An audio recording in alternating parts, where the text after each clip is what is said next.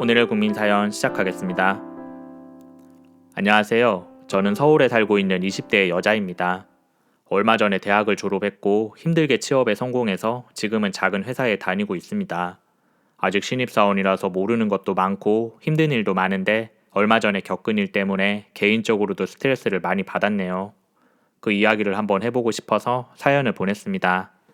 지금 다니는 회사에 취업을 했을 무렵 제게는 남자친구가 있었지요. 대학 시절 같은 과 동기였던 남자친구는 군대에 다녀오고 하느라고 저보다 늦게 취업 준비를 했습니다. 그런데 생각보다 취업이 잘 되지 않았고 남자친구는 먼저 직장인이 된 나에게 그만 헤어지자고 하더군요. 본인은 취업이 잘 되지 않아서 힘들어하고 있었는데 먼저 취업했다고 거들먹거리는 모습이 보기 싫었다고 하더군요. 저는 한 번도 그런 마음을 가져본 적이 없었는데 남자친구가 괜히 자존심이 상해서 그러는 것 같았습니다. 암튼 그럴 이유로 저는 몇 년을 사귄 남자친구와 헤어지게 되었고 한동안 우울증에 빠져 지냈네요. 직장일도 완전히 적응되지 않아서 힘들었는데 연애도 내 마음대로 되지 않으니 정말 미칠 것 같더군요. 그러다 보니 식사도 제대로 하지 못하고 불면증까지 와서 몸도 많이 상했습니다. 직장 사람들도 내게 무슨 일이 있냐며 얼굴이 많이 상했다고 한마디씩 하더군요. 그렇게 힘든 시간을 보내고 있었는데 하루는 친구가 그렇게 살다가는 병이라도 날 것 같다며 운동을 한번 해보라고 하더군요. 그 말을 듣고 저는 무작정 달리기를 시작했습니다. 어떻게 하는지도 모르고 운동화만 신고 나가서 동네 운동장을 뛰었지요. 얼마 뛰지도 않았는데 숨이 차서 뛰다가 걷다가 했었네요. 적어도 30분 이상은 뛰는 게 좋다고 해서 작은 운동장을 몇 바퀴나 빙글빙글 돌았습니다. 그러다 보니 지루한 느낌이 들더군요. 처음에는 열심히 달리다가 시간이 지날수록 이 핑계 저 핑계 대면서 집에만 있었지요. 그러다가 하루는 TV를 보았는데 사람들이 한강에 모여서 단체로 달리기를 하는 장면이 나왔습니다. 그걸 본 저는 바로 저거다 싶었죠. 인터넷으로 찾아보니 러닝 동호회라는 게 있더군요. 그 중에서도 금요일 저녁마다 모여서 한강을 달리는 모임이 있었는데 분위기가 괜찮아 보여서 참가 신청을 했습니다. 새로 산 운동복을 갖춰 입고 모임에 나갔더니 생각보다 많은 사람들이 모여 있더군요.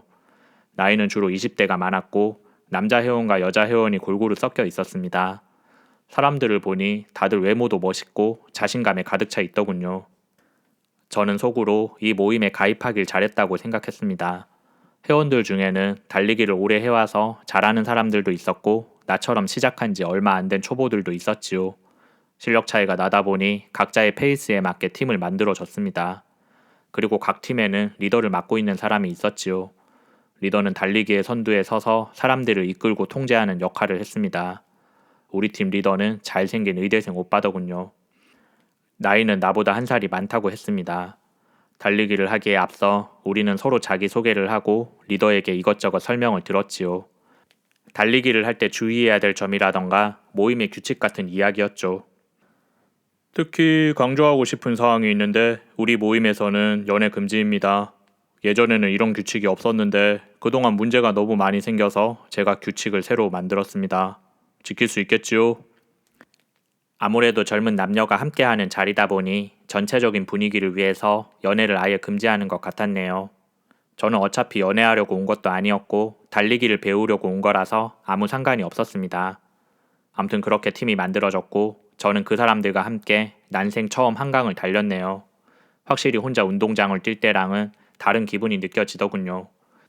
리더 오빠가 선두에서 페이스메이커 역할을 해주어서 일정한 속도로 달릴 수 있었습니다.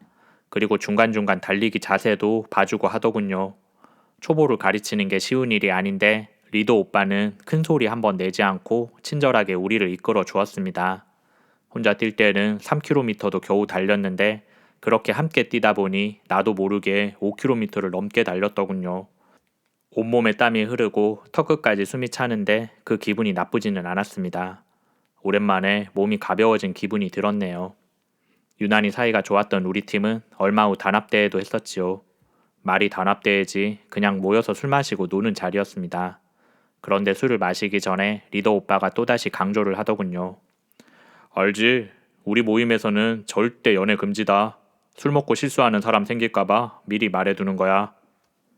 그 말에 사람들은 걱정도 팔자라며 술이나 마시자고 하더군요. 운동하면서 만난 사람들이라서 그런지 다들 노는데도 에너지가 넘쳤습니다. 결국 그날의 술자리는 2차, 3차까지 마시고 노래방까지 간 다음에 마무리가 되었습니다. 새벽이 다 되어서 집에 도착한 저는 씻지도 않고 그대로 잠이 들었네요. 그리고 다음날 저는 지독한 숙취와 함께 눈을 떴습니다. 일어나서 휴대폰을 확인해 보았는데 리더 오빠한테 문자가 와 있더군요. 집에는 잘 들어갔어?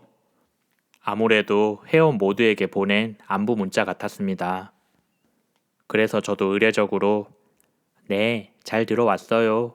그런데 술을 너무 많이 마셨나 봐요. 숙취 때문에 죽겠네요.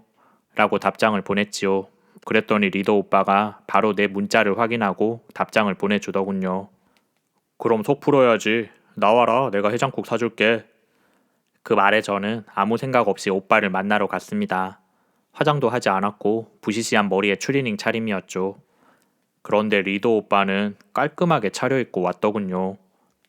정신없이 해장국을 먹고 커피숍에 앉아 아이스 커피를 한 잔 마셨더니 그제서야 정신이 좀 들었습니다. 리더 오빠한테 왜 그렇게 옷을 차려입고 왔냐고 물었더니 갑자기 오빠가 진지한 표정을 짓더군요. 사실 오늘 미영이 너한테 고백하려고 나왔어. 그렇게 연애 금지라고 해놓고 내 입으로 이런 말 하는 거 모순적이라는 거 아는데 마음이 가는 걸 어떻게 할 수가 없더라. 회식 자리에서도 계속 미영이만 쳐다봤어. 리더 오빠의 갑작스러운 고백에 저는 마시던 커피가 목에 걸려서 기침을 했습니다. 이런 모습으로 고백을 받게 될 줄은 꿈에도 몰랐거든요. 왠지 가슴이 두근거렸지만 일단 시간을 좀 달라고 했습니다. 그리고 며칠 후 이번에는 저도 잘 꾸미고 나가서 오빠를 만났지요. 그날 이후 우리는 연인이 되었습니다. 오빠는 일단 우리가 사귀는 건 사람들에게 비밀로 해달라고 하더군요. 그동안 그렇게 연애 금지를 강조하고 다녔는데 리더가 먼저 연애를 한다고 하면 사람들에게 비난받을 것 같다고 했습니다. 저도 동호회 활동을 계속할 생각이 있었기 때문에 그렇게 하는 게 좋겠다고 말했지요.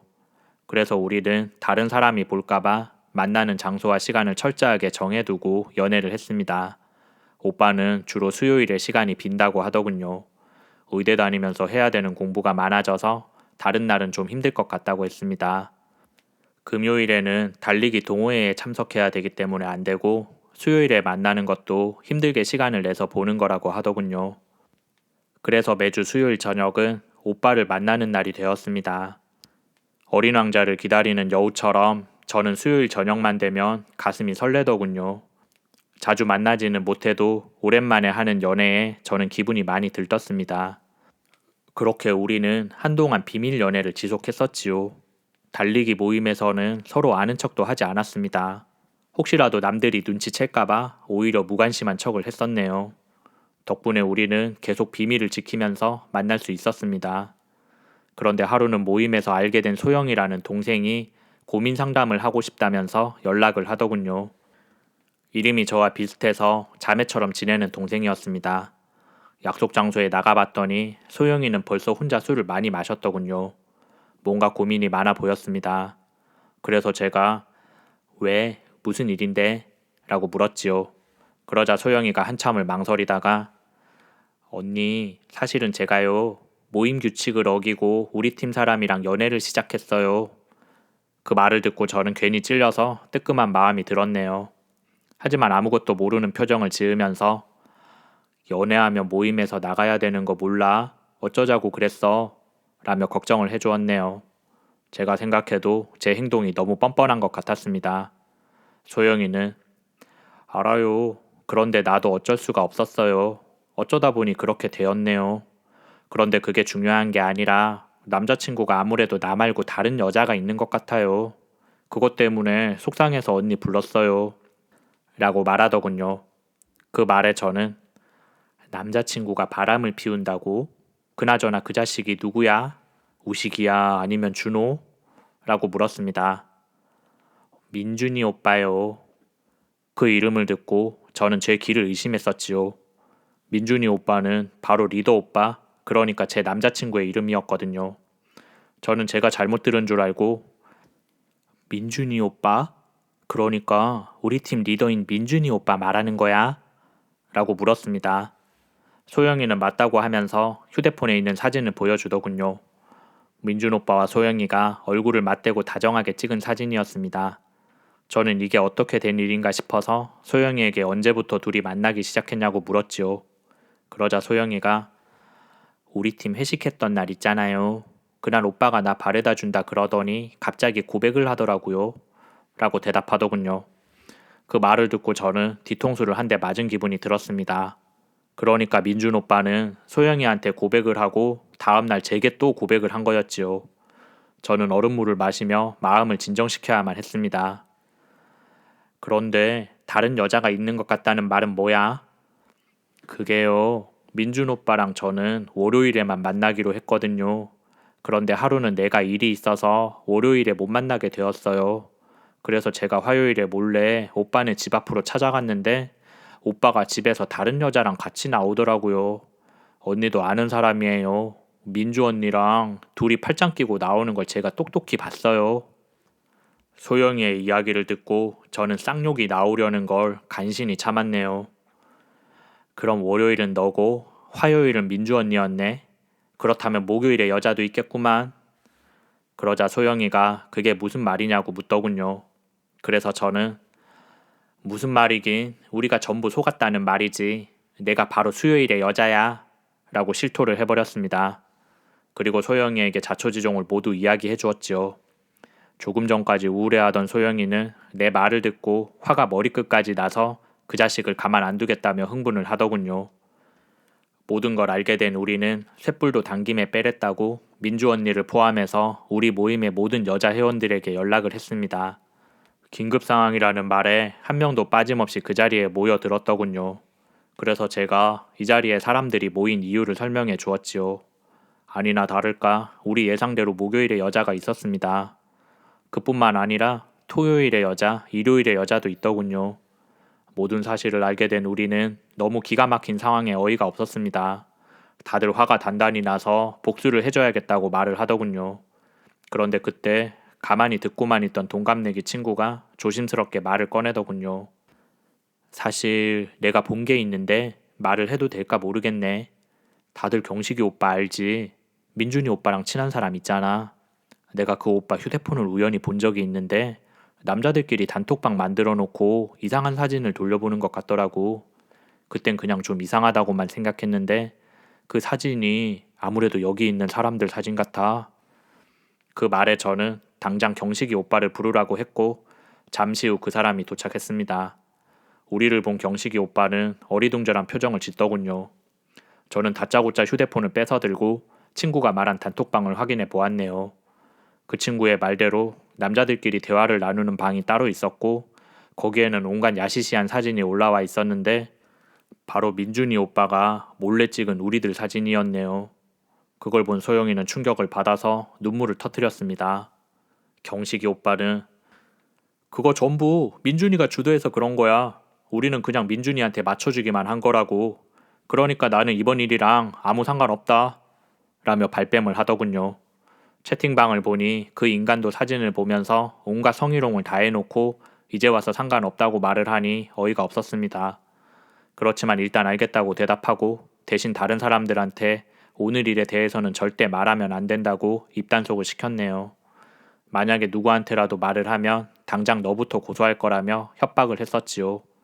경식이 오빠가 가고 나서 우리는 바로 작전 회의를 시작했습니다.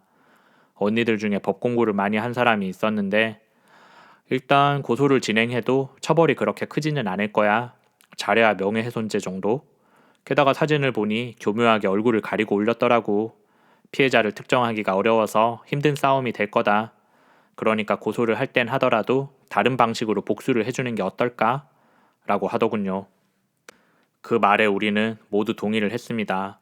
어떤 방식으로 복수를 할지 서로 의견을 내놓고 있었는데 지난주에 새로 들어온 신입 언니가 손을 번쩍 들고 나도 껴줘. 그 복수 내가 해줄게. 라고 하더군요. 그 언니는 여자인 내가 봐도 섹시한 몸매에 성격도 화끈한 사람이었죠. 첫 만남에서 이름 대신 자기를 비너스라고 불러달라고 했던 사람이었죠. 그래서 우리는 그녀를 비너스 언니라고 부른답니다. 말할 때 보면 약간 또라이 기질도 있는 것 같고 아무튼 보통 사람과는 좀 다른 사람이었지요. 그 언니가 그런 남자는 절대 용서할 수 없다며 본인 일은 아니지만 재밌을 것 같으니 자기가 나서서 복수를 해주겠다고 하더군요. 어떻게 할 거냐고 물었더니 머릿속에 계획이 있다며 맡겨달라고 했습니다. 그리고 며칠 후 우리는 시내의 한 모텔 앞에 삼삼오오 모여들었습니다. 저마다 비장한 표정으로 누군가의 연락을 기다리고 있었지요. 잠시 후 전화벨이 울리더니 비너스 언니의 목소리가 들렸습니다. 지금이야. 다들 들어와. 그 말에 우리는 언니가 알려준 방으로 우르르 쳐들어갔습니다. 문을 열고 들어갔더니 모텔방 안에는 막 샤워를 마치고 나온 민준 오빠가 옷도 입지 않은 채로 우리를 보고 놀란 표정을 짓더군요. 비너스 언니는 깔깔 웃으면서 오빠의 옷가지를 한데 모아 창밖으로 던져버렸습니다. 우리는 다 같이 휴대폰 카메라를 꺼내서 오빠의 모습을 사진으로 찍었지요. 플래시까지 터트려가면서 수십 장의 굴욕 사진을 남겼네요. 민준 오빠는 갑작스러운 상황에 어찌할 바를 모르고 몸을 숨기기에 바빴습니다. 비너스 언니가 술을 마시면서 그 인간을 한번 꼬셔봤더니 이게 웬 떡이냐 하면서 모텔로 덥석 따라왔다고 하더군요. 민준 오빠는 그게 함정인 줄도 모르고 좋아서 입이 해에 벌어졌다고 했습니다. 우리를 본 민준 오빠가 손을 싹싹 빌면서 제발 용서해달라고 부탁하더군요. 하지만 우리는 어림도 없다고 했습니다. 일단 그렇게 찍은 사진을 동호회 전체 단톡방에 올려버렸지요. 그리고 명예훼손죄와 통신매체 이용 음란죄로 그 인간을 고소했습니다. 민준 오빠도 우리를 맞고소하려고 했지만 법정에서 받아들여지지 않았습니다. 결국 민준 오빠는 재판에서 패소하고 벌금형에 처해지게 되었지요. 그러는 동안 그 인간 주변에 소문이 날대로 나버려서 민준 오빠는 학교도 그만두고 고향으로 내려가야만 했습니다. 그 사단이 나고 나서 달리기 모임도 결국 해체되고 말았지요. 그래서 지금은 다시 혼자서 달리기 연습을 하고 있습니다. 마음이 지치고 힘들 땐 역시 운동만 한 게 없더군요. 건강한 신체에 건강한 정신이 깃든다고 하잖아요. 사람들이랑 폼나게 운동하는 것도 좋지만 혼자서라도 평소에 조금씩 해나가는 것이 무엇보다도 중요한 것 같습니다. 제 이야기는 여기까지만 할게요. 지금까지 들어주셔서 감사합니다.